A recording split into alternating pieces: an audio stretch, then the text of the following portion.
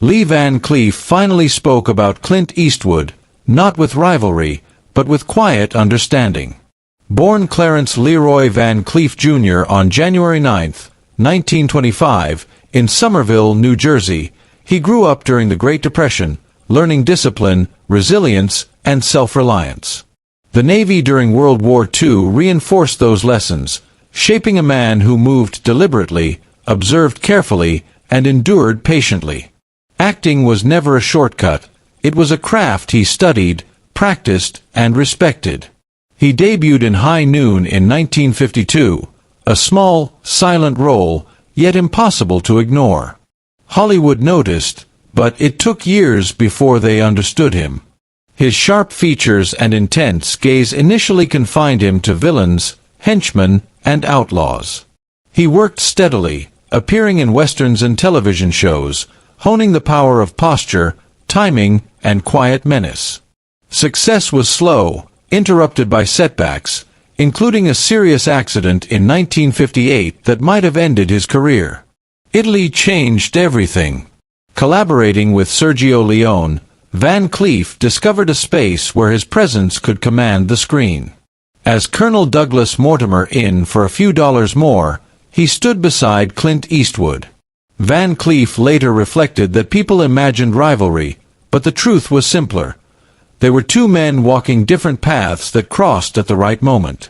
Eastwood had momentum, youth, and instinctive stillness. He let the camera find him. Van Cleef recognized immediately that greatness was forming. But he also understood his own role. Where Eastwood became the clean, calm hero, Van Cleef became danger, complexity, moral ambiguity. He didn't need to be the hero. He needed to be unforgettable. That contrast made their work endure. Without one, the other would not shine. Off-screen, his life mirrored his characters. Early struggles, 2 divorces, and responsibility shaped him. Later, he found lasting companionship with Barbara Havlone, offering stability as his career and health demanded resilience. Even with heart disease and cancer in his later years, he continued to work, never surrendering to illness.